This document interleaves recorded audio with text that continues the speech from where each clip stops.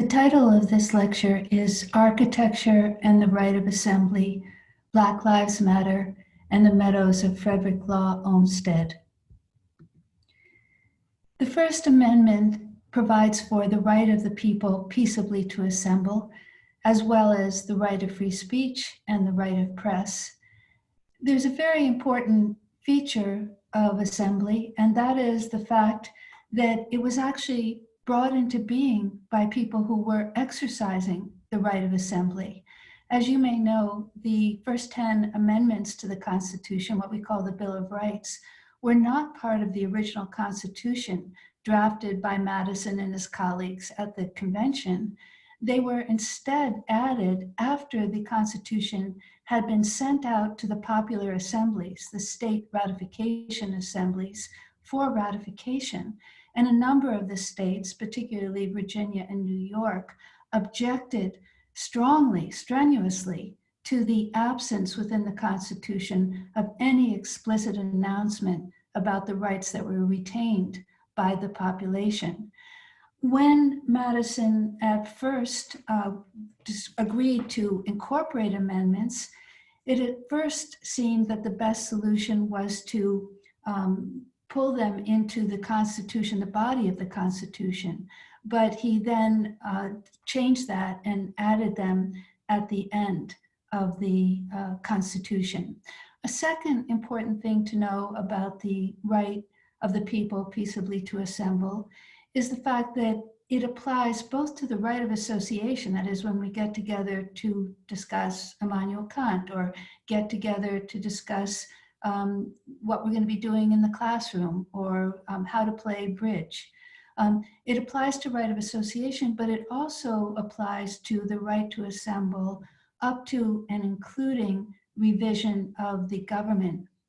Akhil Amar, who is a constitutional law professor at Yale, points out that the right of assembly includes being able to bring to heel, to use his expression, to bring to heel the government of the country. And he notes that when Madison and his colleagues originally were going to embed the right of assembly in the body of the Constitution, where did they put it? They put it right in the preamble, the we the people of the Constitution. And here's the way it was phrased. The people have an indubitable, unalienable, and indefeasible right to reform or change their government. All that is what is implicit and embedded in that little phrase that we now find in the First Amendment to the Constitution, the right of the people to assemble. So even though there are libraries full of books and articles about free speech and free press, and very few books about the right of people peaceably to assemble, it is a very great amendment. As a young Martin Luther King would say, one of the great glories of America is the right to protest for rights. Now, despite the fact that there isn't a great deal written about the right of assembly in comparison to right of free speech, we have something almost as good or better, and that is the physical instantiation of the right in the kind of thousands and thousands of parks that crisscross the United States. And if there's one person in particular who is responsible for that, it's Frederick Law Olmsted. It might seem that you might want to argue that people can assemble even if a specific space has not been set aside in which they should do so. After all, they can spontaneously meet in the parking lot of Wendy's, as they did after the killing of Rayshard Brooks, or they can meet at a crossroads. But I think that it's more reasonable to suppose that even that spontaneous meeting in the parking lot of Wendy's is more likely if you've got a lifetime of seeing the space of assembly in parks and passing by it each day. An example that might underscore that point is that of former East Germany. Technically, former East Germany had in its constitution a provision granting people the right of assembly. But in East Germany, it was also considered a crime to meet to talk about ways of altering the government. And East Germany also had a law that punished thought crimes. So the architecture of East Germany, think of East Berlin, did not have spaces of assembly. People often referred to ghost streets. Large apartment buildings didn't have common meeting halls in them. There was, of course, not anything like a shopping mall where people would meet. And so, in fact, when the people of East Germany did begin to assemble, it was in the place where assembly was still possible, namely in the churches, and Leipzig church in particular played a very big part in the bringing down of the wall. In the days immediately preceding the opening of the wall, another place where assembly had remained, the theater in East Berlin, also contributed a great deal. Here is an example of Olmsted's drawing from a very early park that he and his partner Calvert Vaux did. This is Fort Greene Park in Brooklyn, and you can see in the lower left the open area for public meetings that is directly written onto the architectural plans. And if you go down to the very bottom of the left-hand corner, you can even see that the speaker's platform is explicitly designated there. This is a larger drawing of the same park. And again, the open area for public meetings is in the lower left. You can see that the green space is larger, and I'll come back to that at a later point because for Olmsted, that was an even more important place of assembly. But for now, I want to stay with the part of his parks that's self-evidently about assembly. This is 14 blocks away from Fort Greene. It's another park in Brooklyn, Prospect Park, or Grand Army Plaza. There was at the time a Statue of Liberty, a statue of Abraham Lincoln put there, as well as a fountain. And here is the map, the architectural drawing by Olmsted and Vaux of Prospect Park. You can see the plaza I was just showing you is way now over on the right, and most of the park is again green space. I'm going to argue an even more important space of assembly for Olmsted. This picture of a Black Lives Matter assembly is in the Grand Army Plaza we were just looking at in Prospect Park, Brooklyn. And from this place, those assembled walked to another destination. And I don't know if you can see it clearly on the screen, but the assembly goes all the way to the horizon line. And the destination is the first park I showed you, Fort Greene, Brooklyn. So they essentially travel from one park to the next park. And here's the route. If you look at the two green spaces connected by the blue line, those are the two parks involved. And any one day's events, not only in Brooklyn, but in Manhattan and in cities and towns all across the country, the movement of the assembly was from park to park to park to park.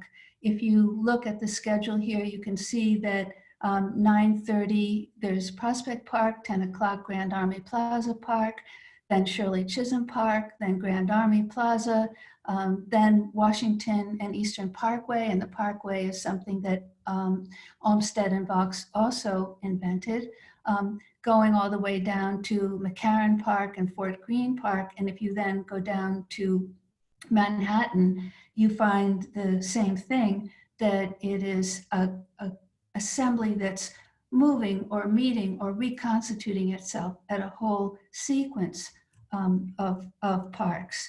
Here's another drawing, this time in upstate New York, in Buffalo, Niagara Square.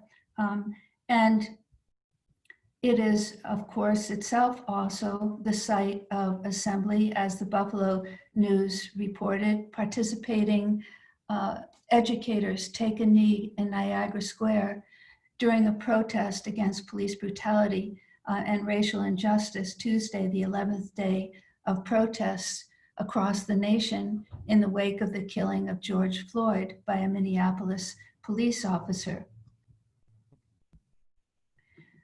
This is an aerial view of this small assembly park, Niagara Square. And like many other parks, it has been the site of many civic gatherings over time. It was, for example, the site of, in 2012, of the Occupy movement. In 2014, the site of the protest by Seneca Nation against taxation on their sovereign lands. And the photograph in the bottom right is that protest. The 2018 protest against separation of migrant families, and the strike against global warming in 2019, and in 2020, the site of the Black Lives Matter vigil. If you look at your own city or town in which you live, if you look at the website for the city, you'll probably find that it boasts many parks. For example, I live in Cambridge, Massachusetts, and it says that we have 80 parks. Fayetteville, Arkansas is another one I looked at, and it is, though it is surrounded by a vast rural space, it claims to have 37 parks. Jacksonville, Florida has 400 parks. They claim that that's the largest number of parks anywhere. I want to show you one more at this moment by Olmsted, and that is the grounds to the Capitol. So this is a space of public assembly that surrounds the Capitol building that is the site of our National Assembly. And John Locke said that the assembly, the legislature, is the soul of any democracy, and perhaps we can add that the assembling population is also the soul of that democracy. In this black and white rendering of the same architectural plan, you can see more emphatically the curves of the walking paths that he constructed, which echo the dome over the Capitol building. And that circular dome is itself a kind of icon of the nature of assembly.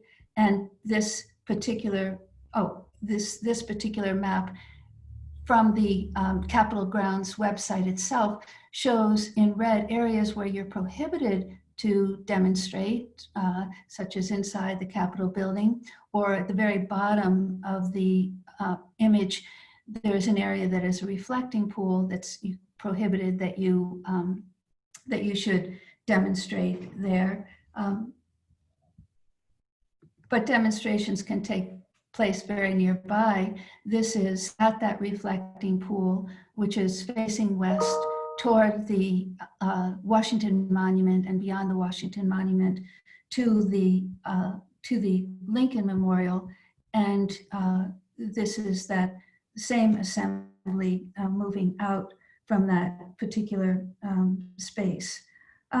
Now, it can often seem that emergency procedures are drab. They're just a little sentence in a constitution, or the rules for CPR, not so interesting. Swiss fallout shelter, guaranteeing equality of survival, seems kind of prosaic. But when you look at them, you often see pyrotechnic brilliance embedded in them. And I think just by looking at Olmsted's drawings, we can see that the right of assembly is an emergency right that has genius embedded in it. I think that most of us would say that it's Olmsted and Vaux's genius that we're looking at, even though it went on to be elaborated by many other architects. But what I want to concentrate on for the next few minutes is the fact that Olmsted himself said that it should be attributed to the genius of civilization. He says, "Allow me to use the term park movement with reference to what has thus recently occurred on both continents. It is not evident that the movement was taken up in any country from any other, however it may have been influenced or accelerated.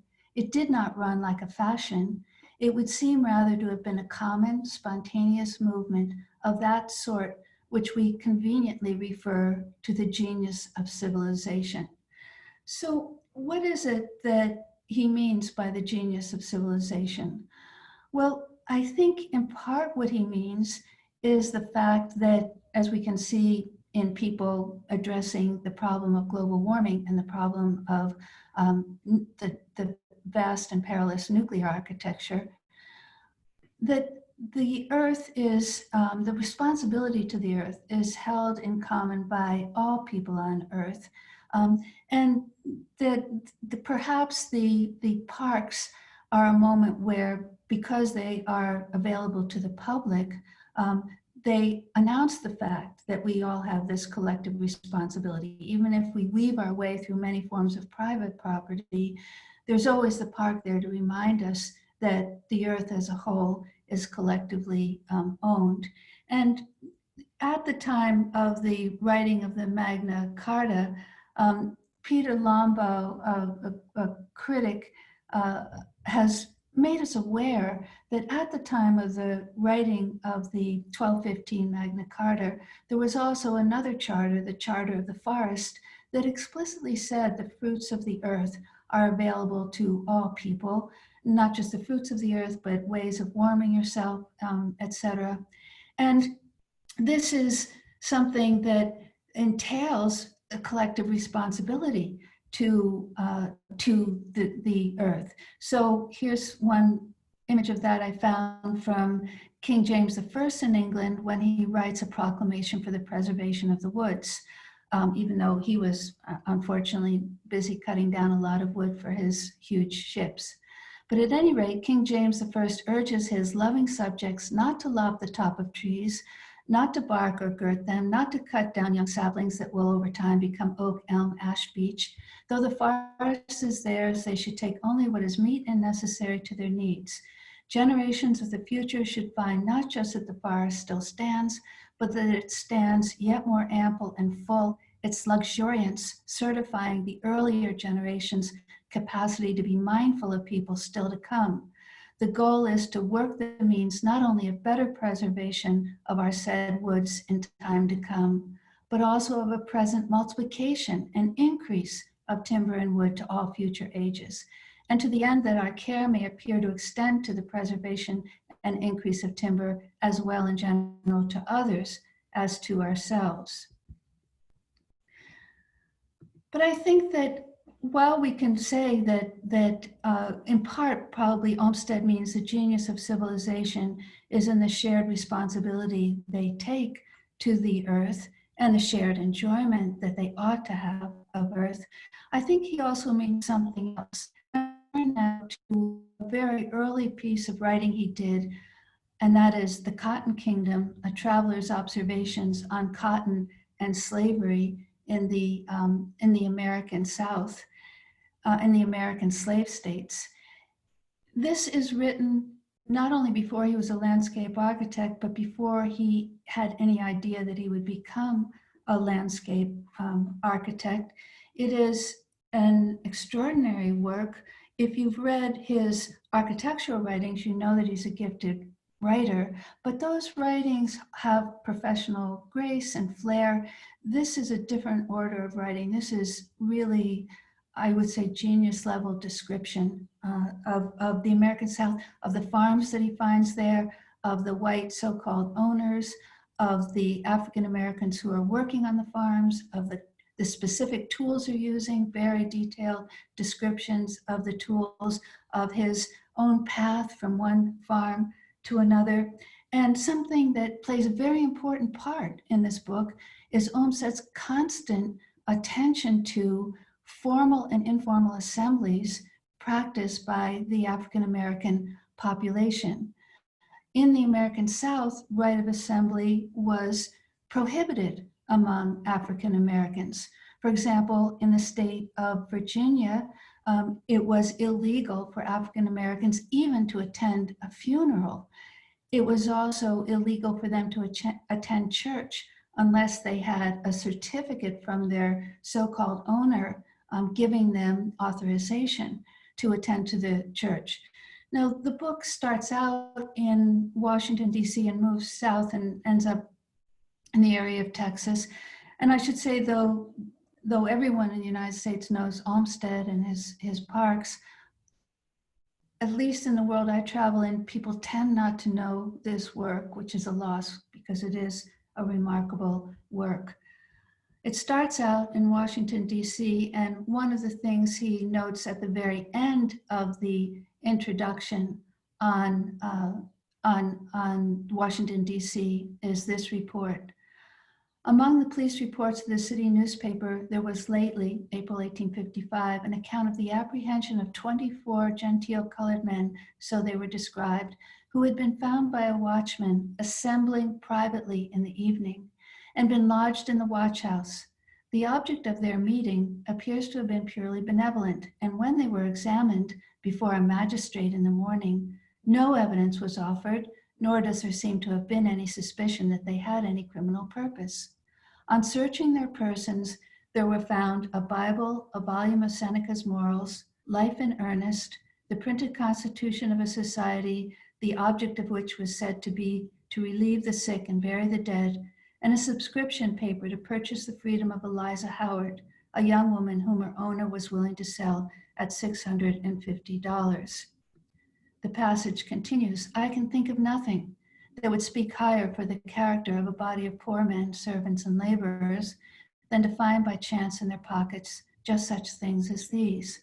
And I cannot value that man as a countryman who does not feel intense humiliation and indignation when he learns that such men may not be allowed to meet privately together with such laudable motives in the capital city of the United States without being subject to disgraceful punishment.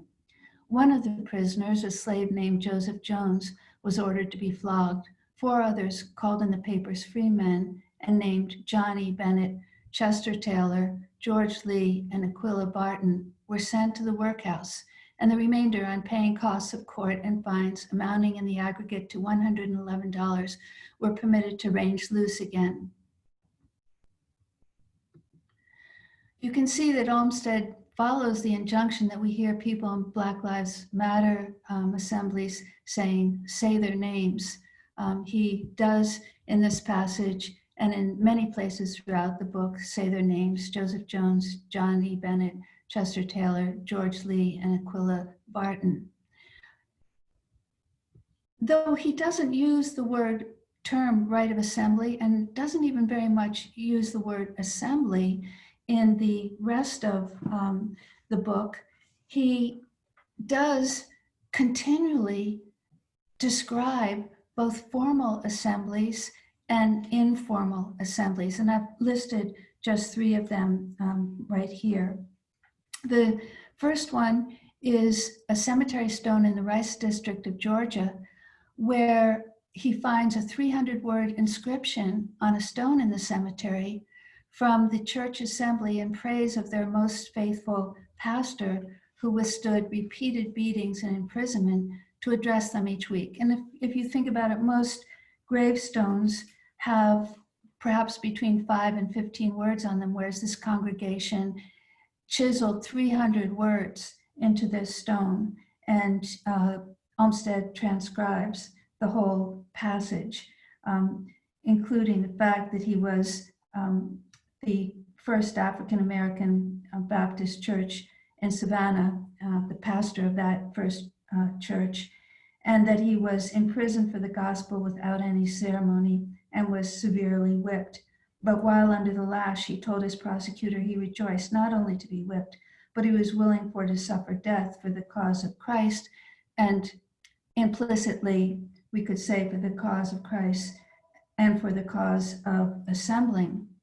A second passage, which it would take an hour to even describe, even in sketch form, is a 17-page long tour de force transcription of a church service in Baton Rouge, Louisiana, where he describes the artful interactions between church participants and gives astonishing levels of description, both of their verbal practices, the metaphors they use, some of which he understands, some of which he can't follow, of their kind of physical reactions. He sometimes sees people twitching and thinks they have physical maladies until he realizes that his own body is also carrying out those same responses to the sermon.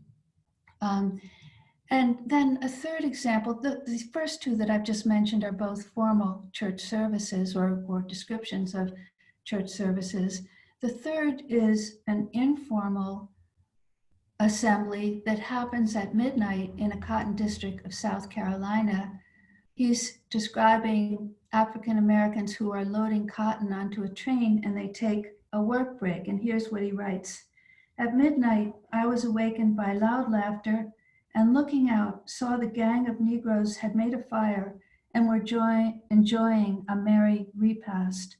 Suddenly, one raised such a sound as I never heard before, a long, loud musical shout, rising and falling and breaking into falsetto, his voice ringing through the woods in the clear, frosty night air, like a bugle call.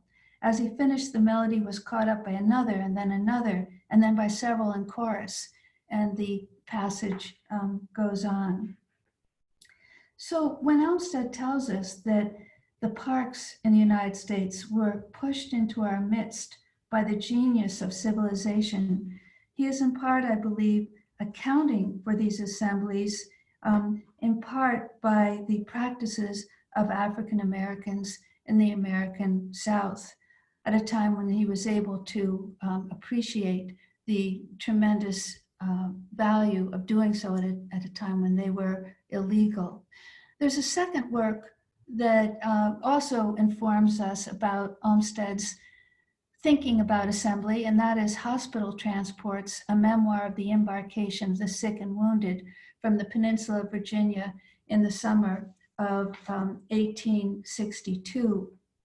And this is a work that work that he did once he was already starting out as a landscape architect, and he interrupted his work on Central Park to do this work. You can see that it says that this is compiled by the Sanitary Commission. The Sanitary Commission is the ancestor of our International Red Cross. Olmsted was one of the founders of something called the Union League in New York, and the Union League was responsible for bringing into being two Black regiments in the Civil War in New York, the 20th and the 24th regiments, which was no small feat because when African Americans had at first tried to participate in the military in New York, New Yorkers reacted shamefully and prevented it from happening. But in this work, and this is not a form of the kind of writing that we find in Cotton Kingdom, it's very terse. It's a compilation of notes by Olmsted and other people as they oversee the transporting of people who were wounded in the Civil War. Though Olmsted is the head of a rather large bureaucracy, the Sanitary Commission, he's there on the docks actually describing what he sees. Now, to get the flavor of this little work, if you stop and look at the room you're in and now ask yourself to quickly compute how many people could fit in the room you're in. And then once you do that, if you quickly compute how many people can fit in that room if they're lying down, that's the whole mental exercise that's being carried out in this work. And I won't read every passage, but let's just read the highlighted one. Since I last wrote, we have been jerking about from boat to boat, fitting up one and starting her off, then doing the same by another. The Knickerbocker then had about 200 wounded men on board, taken from the Williamsburg fight and bound for Fort Monroe. We had 56 commission beds made on upper ward floors that night and were ready to go on shore at Fort Monroe after 3.5 hours from Yorktown. Dr. C came on board and had all the men removed to Hygeia Hospital. And we improved the opportunity to get some roses from the garden for our wounded men left on the Small, and to see Mr. Lincoln driving past to take possession of Norfolk. And you can see in the other passages that I put on the screen, places that I've underlined where, again, he's taking note of the size of the assembly and moving arithmetically through those. I often find that that something that's very helpful is a concept designated by a Cornell medical physician named Walsh McDermott, who distinguishes between narrative compassion and statistical compassion. He says that we all have a capacity for narrative compassion. We understand what's happening to one person or two persons or three persons. And not only do we have an inherent talent for it, but it gets exercised all the time, whether through reading of literature or because a brother or sister or some other friend or family member wants to tell us what happened that day. On the other hand, we're dreadful at statistical compassion. And not only are we dreadful at it, but we don't get much practice at it at all. And therefore, we remain incapable of practicing statistical compassion. And the hospital transports work, you could say, is a work of statistical compassion, and the invention of parks is an act of statistical compassion as well. When I read Hospital Transports, I remembered a joke that I heard long ago, many decades ago, and perhaps it survived long enough for some of you to hear it. So the joke went something like this. There's a group of tourists in Europe who are looking at a magnificent cathedral. And as the joke proceeds, one person from each country asks a question that is usually highly aesthetic. The French tourist asks about the incredible color of the stained glass window. The German tourist asks about the quality of the music that is played in that space. The Italian tourist asks something about the ornate images on the columns. And then we come to the punchline, which is that the American tourist looks at it and says, how many does it seat? Now, this joke is a critique of the often crass attention to size in the United States, and it's a deserved critique of the United States obsession with size. But there is an underside to it, which is the fact that there is a kind of general inclination towards inclusiveness or to statistical compassion. Sometimes the question, how many does it seat, can be a very important question. It certainly was in Olmsted's loading of wounded people onto the various ships. Now, as I've hinted in the early parts of this lecture, assembly in Olmsted's parks actually take two different forms. The first is the arena of public speaking or performance, and that's the one we've been looking at all along. And the second is the meadow. And we'll find that Olmsted greatly preferred the second. This is the one we already looked at, like Niagara Square, and it includes not only things I showed you earlier, such as places that are very clearly designated for speakers, but also for places of rights of association, like this music pavilion with seats, with canopies in Prospect Park. Or again, the various playgrounds that we find, like this one in Boone Square, Louisville, Kentucky, where it has one playground for very young children and then another one for infants. I'll give you a larger image of that. And it also includes campuses. Olmsted did some of the early plans for the Berkeley campus, which of course can be a site of assembly as well. He did many more of the plans for the Stanford campus. But Olmsted's preference was for the second template, the meadow. And here you can see, this is Prospect Park, which we looked at in an early moment in this lecture. There over on the right is the little oval of the Grand Army Plaza, but you can see that most of it is the meadow. And if we take a blow up of it, we see that the words, the long meadow, are written right on it. If you look through Olmsted's architectural plans in the book that the scholar Beveridge has published, and that I've taken many of these images of the architectural plans from, you can see how often the word meadow occurs or the word ramble occurs. And Olmsted wanted always to create undulating ground where if you were walking through this, people would seem to rise and fall. Sometimes he kind of literalized the meadow by including sheep and cows. Now, to us, the two kinds of assembly space, the special function space and the meadow, seem very continuous, in part because of Olmsted's own tremendous grace in putting them together, as here in this image of, on the one hand, a children's pavilion in Highland Park, Rochester, and on the other hand, the meadow ground that surrounds it. But Olmsted thought of the two spaces as very, very different. And he all the time fights against the one on behalf of the second.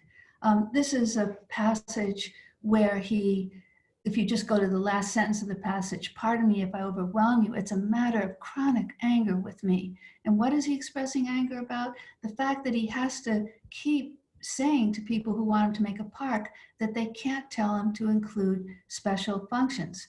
The grand difficulty with which, from the outset, Box and I had to contend, and with which all who have a serious interest in the subject are incessantly struggling, is the almost universal want of discrimination between the special purposes, motives, and reasons for being of different species of public grounds. Half the strength of my life has been spent in various forms of contention with this difficulty. My notion that whatever grounds a great city may need for other public purposes, for parades, for athletic sports, for fireworks, for museums of art or science, such as botanic gardens, it also needs a large ground, scientifically and artistically prepared, to provide such a poetic and tranquilizing influence on its people as comes through a pleased contemplation of natural scenery, especially sequestered and limitless natural scenery. Pardon me if I overwhelm you.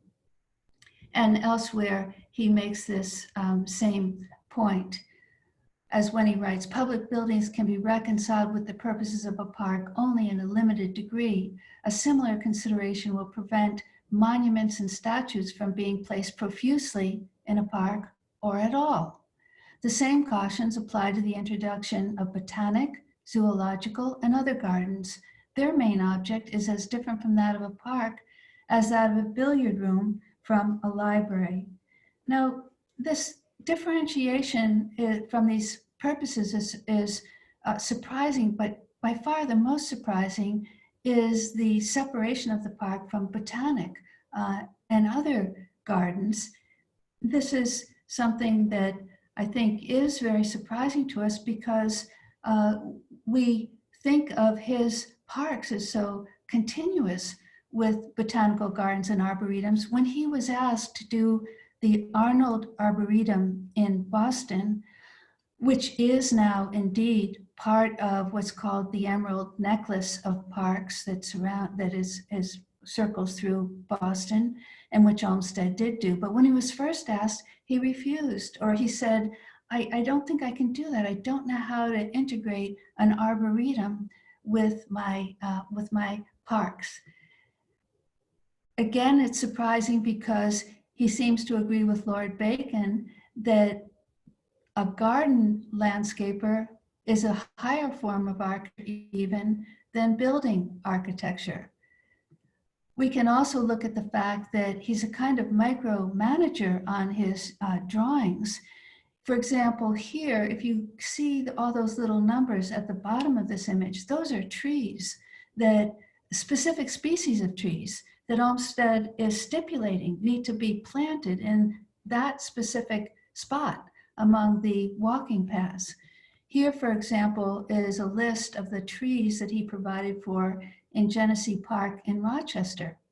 The plans arranged just on one side of the river for 570 European beech trees, 380 American beech, 3,800 varieties of oak, 190 paper birch trees, 950 honey locust trees, 190 sweet gum, 1,900 American lindens, 950 blue magnolias, 950 tulip trees, and so forth. This is my favorite slide almost in this lecture. So it's surprising, and it's surprising that he would differentiate apart from an arboretum, and yet an arboretum already announces what the function is of the people coming there that day, and it's that he seems to object to. The two assembly templates, the mall and the meadow, both facilitate interaction, formal and focused in one case, diffuse in the other. Both credit the potential alchemy of being in a shared space. Remember that quotation I cited earlier of Locke saying that an assembly is the soul of democracy. I found this other statement from a religious text citing the book of Matthew in the Christian New Testament that says, "For where two or three are gathered together in my name, there am I in the midst of them."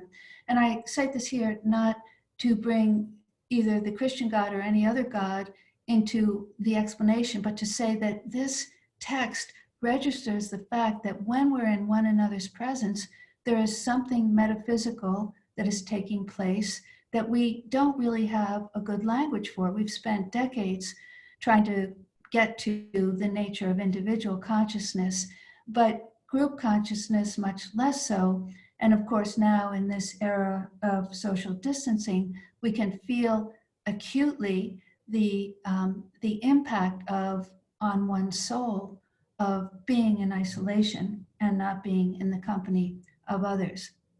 So I want to give 4 reasons why I think that this second template, the meadow, was a better model of assembly in Olmsted's view. And the first is the beauty of the meadow and the pressure towards a just world that beauty brings about. Centuries of commentators have noted that the beautiful brings about a kind of pact of aliveness between the beautiful thing and the person perceiving it. So St. Augustine, for example, in De Musica, talks about beauty as a life-saving plank in the midst of the ocean. And Dante, when he saw Beatrice, not only wrote the Divine Comedy, but before that he wrote a book called The New Life. We know that Kant's third critique, as philosopher Rudolf McCreel makes us aware, Kant's third critique continually uses the word alive in association with beauty. And we know from Rilke that when you see something beautiful, it often instructs you, you must change your life. A second thing that I'll look at is the importance of seeing other people within the frame of that beauty. This isn't talking necessarily about the beauty of people, but just seeing other persons, human beings, in that space of beauty. A third feature, incredibly important to Olmsted, is the fact of motion, the phenomenon of motion, and the way in which that confers sovereignty and the power of contract making. And then fourth, I want to go to, yes, amplitude, or how many does it seat, as an important feature. But let me begin with beauty.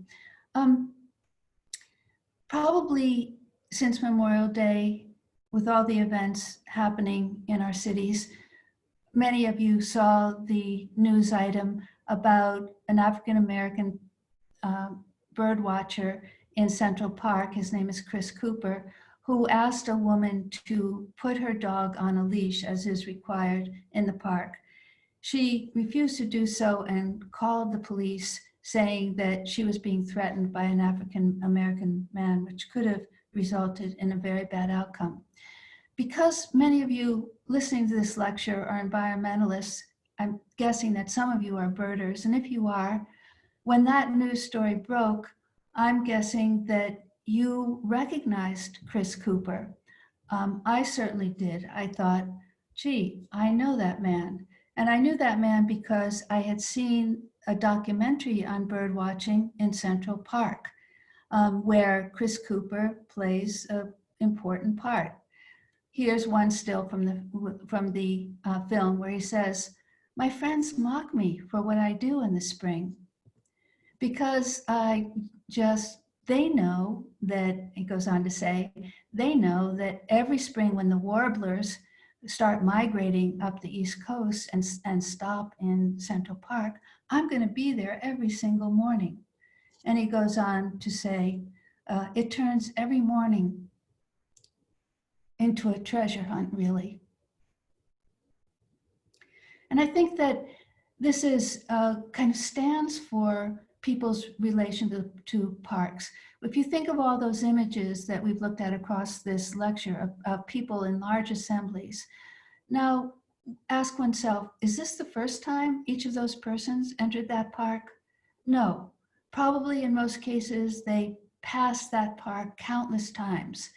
They passed it on the way to work. Maybe on a particularly beautiful day, they stopped in the park. Probably not only a few of them have as ardent a relation to the park as Chris Cooper has.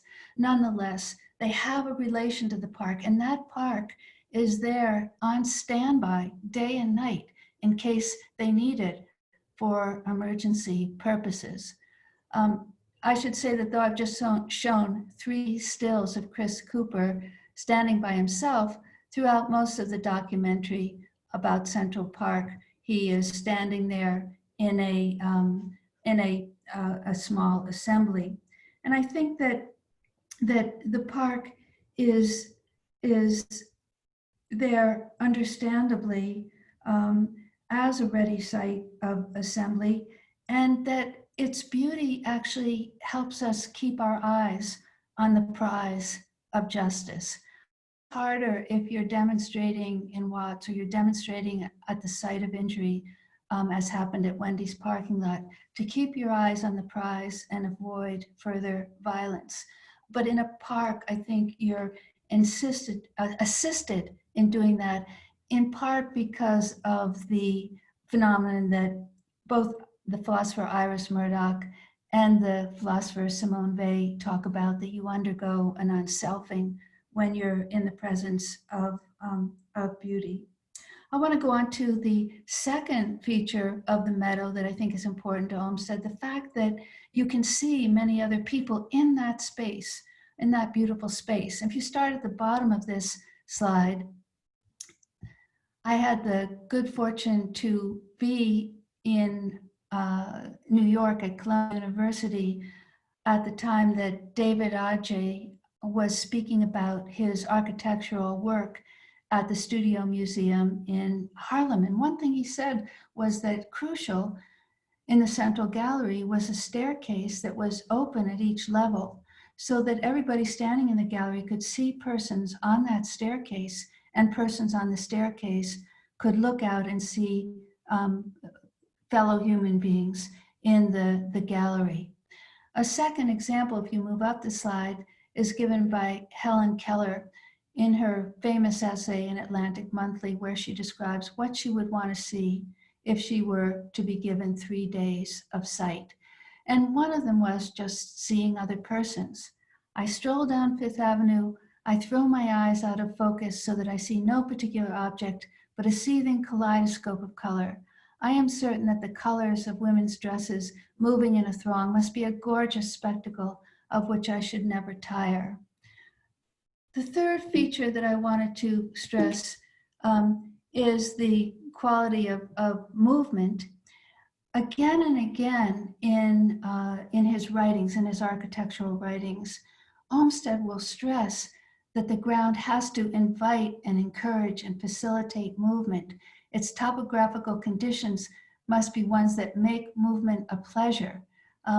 And we can see him saying this in many quotations, but let's just look at the top one.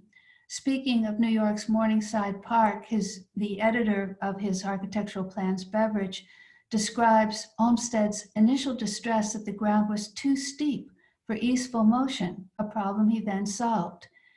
The 1887 plan included 2 paths, one along the eastern base of the cliff and another close to the supporting walls of Morningside Avenue West, both designed for access by visitors in wheelchairs.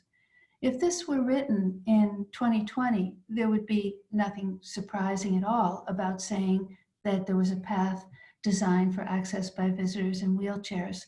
But this is written in 1887, and it shows how absolutely crucial free movement is. In the bottom passage on this page, you can see that he says that the underwood, even in the woodland parts of the meadow, they have to remove the impediments of the underwood so that people can move freely and not have to stay on paths. And so much does he speak this way that if you read through many of his architectural writings, you may come to believe that for him, the walking paths are essentially channels of light. The introduction of long strips of clear ground, even if covered with gravel or poor herbage, giving vistas through which the light may stream in visible beams, touching the walls of foliage at the side with an infinite number of lustrous flecks, produces a most agreeable impression. This is just a showing that how often he has the words "the ramble" written there, how often he provides for the circulating paths. Here is one in Rochester where he's outlining the paths of movement. Crucial to John Locke's account of the universalizing ground of consent is the phrase "free movement on a public highway." And Olmsted and Vaux, when they worked together, both took movement to be very crucial, preserving people's liberty and providing the kind of base ground for them achieving their own sovereignty. As I mentioned earlier, Olmsted and Calvert Vaux created the Parkway. Here it is, and it's got a lot in common with the action of assemblies moving along roads. This is the 1,000 person bike ride in New York on behalf of Black Lives Matter. This is a similar bike ride in San Francisco. And there are two other key 19th century events that show the way physical motion may crystallize into a fabric of rights. The first is provided by Ray Allen Billington's Far Western Frontier. It's a book that describes the constant movement across the frontier. There are many bad things that happen along the way, but one of the good things is that the people tend to be self-constituting. After a short time, they stop and write a social contract. There were hundreds of social contracts written. I've highlighted just one: assembling together on a temporary chairman. The 1,000 men of the 1843 company stopped at Elm Grove, listened first to orators who proposed adopting the constitutions of either Missouri or Tennessee as a governing code, then sensibly brushed these suggestions aside to draw up a simpler body of laws suited to their primitive social group. Every male over 16 could vote. A captain and orderly sergeant were to be elected by popular ballot. A council of 10 was to be chosen to settle disputes and try offenders. And there are many passages that show this kind of sudden crystallization into a constitution-making body out of a body that was made up of random people who didn't, in many cases, didn't even know each other, who suddenly come to a stop and form a social compact. That same crystallization of motion into a fabric of rights and civil society is in Justice Harlan's famous dissent in Plessy versus Ferguson, the 1896 case in which the US Supreme Court upheld a Louisiana law requiring Blacks and whites to sit in separate railway carriages. Harlan's dissent is an incredibly beautiful piece of writing. He denounces the ruling in a dissent that asserts the continuity between traveling in a public vehicle on a roadway with other people and being in a legislative assembly, being in a voting booth, serving on a jury. So he says, for example, that if you're going to actually say that that you can require separation in public movement, then why don't you just say you can do that in a legislative hall, something that Harlan clearly takes to be preposterous. Or why don't you just say that in a jury box, you're going to have white and black jurors separated by a partition, and he actually goes into an elaborate description of how ridiculous this separating partition is.